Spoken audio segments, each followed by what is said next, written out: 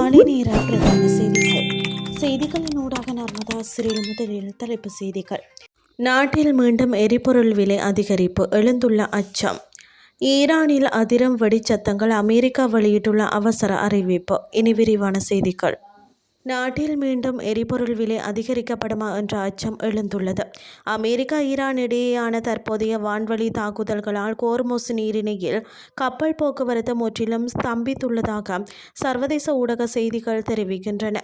இதன் காரணமாக இலங்கையில் அண்மையில் வழங்கப்பட்ட எரிபொருள் விலை குறைப்பு நீண்ட நாட்களுக்கு நீடிக்குமா என்ற பலத்த சந்தேகத்தை தோற்றுவித்துள்ளது. இதனால் மீண்டும் விலை உயர்வதற்கான அபாயம் இருப்பதாக அஞ்சப்படுகிறது. இலங்கை பெட்ரோலிய கூட்டுத்தாபனம் கடந்த ஜூன் 29 நள்ளிரவு முதல் நடைமுறைக்கு வரும் வகையில் எரிபொருள் விலையை குறைத்தது. இதன் அடிப்படையில் பெட்ரோல் 92 ஒக்டேன் 1 லிட்டருக்கு 20 ரூபாய் குறைக்கப்பட்டு 414 ரூபாயாக விற்பனை செய்யப்படுகிறது.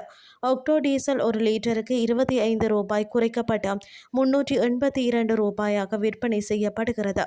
இந்த நிலையில் தற்போதைய அமெரிக்க ஈரான் மோதலால் சர்வதேச சந்தையில் கச்சா எண்ணெய் விநியோகம் பாதிக்கப்பட்டுள்ளது. இதனால் நாட்டில் மீண்டும் எரிபொருள் அதிகரிக்கப்படுமா என்ற கேள்வி எழுந்துள்ளது. இதன் தொடர்ச்சியாக வருடாந்த பேருந்து கட்டண திருத்தத்திற்கு அமைய கடந்த 6ஆம் தேதி முதல் புதிய கட்டண திருத்தம் நடைமுறைக்கு வந்தது. இதையடுத்து 30 ரூபாயாக இருந்த ஆக குறைந்த பேருந்து கட்டணம் 34 ரூபாயாக பேருந்து கட்டணங்களானது 12% முதல் 20% வரை அதிகரிக்கப்பட்டது. அதற்கு இணையாக சொகுசு பேருந்து கட்டணங்களும் அதிவேக வீதிகளுக்கான பேருந்து கட்டணங்களும் அதிகரிக்கப்பட்டன. இந்த நிலையில் தற்போதைய சர்வதேச நெருக்கடி மீண்டும் கட்டண உயர்வுக்கு வழிவகுக்குமா என்ற அச்சத்தை ஏற்படுத்தியுள்ளமை குறிப்பிடத்தக்கது. இனி வெளிநாட்டு செய்திகள். ஈரானின் கொனரக், புஷர் உள்ளிட்ட பல்வேறு பகுதிகளில் அடுத்தடுத்து சக்தி வாய்ந்த வெடிச்சத்தங்கள் கேட்டு வரும் நிலையில் அது குறித்து அமெரிக்க இராணுவம் முக்கிய விளக்கம் ஒன்றை அளித்துள்ளது.